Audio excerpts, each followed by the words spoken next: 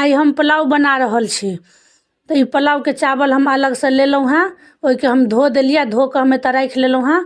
आब हम एहिमे बना रहल छी। तो एहिमे घी धो देलिए। ये हम सिंपल पुलाव बनबै छी, एहिमे तो बहुतो चीज पड़ै छै, लेकिन हम बना रहल छी अहाँके तड़का बनेलहुँ हैं, मटर पनीर बनेलहुँ हैं, ओहिमे खाय लेल बनबै छी, तेँ हम सिंपल बनबै छी। तो एहिमे हम घी के धो देलिए। एहिमे रखने छी काजू, किशमिश, इलायची, सूखा मिरचाइ, ई सब एहिमे देबै।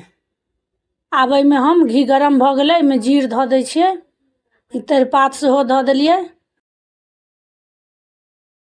अब सूखा मिरचाइ धऽ देलिए, इलायची के छोड़ा के एहिमे धऽ देबै। फोरन जरि गेलै, एहिमे ई मसाला सब धऽ दै छियै, ज़्यादा नहीं दै छियै मसाला। वह काजू, किशमिश, इलायची, लौंग ई सब धऽ के एके भूजि दै छियै। एके ज़्यादा लाल नहीं करबै। अब ई भुजा गेलै, एहिमे ई चाउर के धऽ दै छियै। अब एहिमे चाउर के धऽ देलिए, एकरा बढ़िया से मिला दै छियै। एहिमे हल्का भुजाओ जेतै, एकरा ज़्यादा नहीं मिलबऽ के छै। आब पानि धऽ देबै, जते चाउर हैत ओकर दुगुना पानि धऽ देबै। जेना 1 गिलास चावल देबै तो ओहिमे 2 गिलास पानि धऽ देबै। जेना कुकर में बनबै छी ओही हिसाब से एहिमे बनाएब। हम कुकर में नहीं बनबै छी, एखन हम एही में बना रहल छी। पानि धऽ देलिए।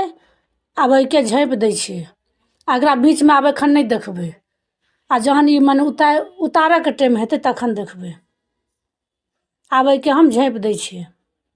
जेना ई कुकर में बनाएब तो 1 सीटी लगा देबै। आब ई बनि गेलै पुलाव। तो एहिमे केना पता चलत? एहिमे की छै, अंदरे अंदरे ने पानि सुखा गेल छै, हल्का छेद जेना भऽ गेल छै। देखबै पानि सुखा जायत तऽ छेद सब जेना भात में भऽ जायत। तो आब हम उतारि दै छियै, गैस बंद कऽ देलिए। ई वीडियो यूट्यूब पर देखै छी, सब्सक्राइब कऽ देबै।